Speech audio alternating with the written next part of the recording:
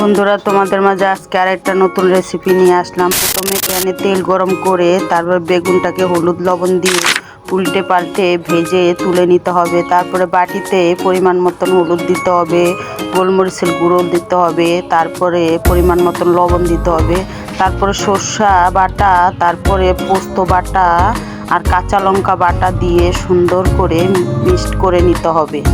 তারপরে সবগুলাকে মিশিয়ে পরিমাণ মতন বেগুনগুলো পরপর সাজিয়ে সুন্দর করে দিয়ে পরিমাণ মতন জল দিতে হবে। দিয়ে তার উপরে সরিষার তেল দিয়ে উপরে কয়টা কাঁচা লঙ্কা দিতে হবে। তারপরে বাটিটাকে ঢেকে গরম জলের উপরে ভাপে দিতে হবে। তারপরে দেখো বন্ধুরা, এই যে কত সুন্দর লাগছে দেখতে, খেতে যেমন হয়েছে দেখতে। দেখো বন্ধুরা, তোমাদের জন্য আজকে আর একটা নতুন রেসিপি নিয়ে আসলাম। দেখো এটা কি বানিয়েছি, এটা হলো বেগুন ভাপা।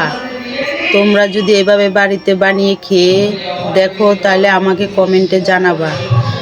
দেখো বন্ধুরা, তোমাদের জন্য আমি প্রতিদিন নতুন নতুন ভিডিও নিয়ে আসি, কিন্তু তোমরা কেউ আমাকে সাপোর্ট করছো না, লাইক কমেন্ট শেয়ার করছো না।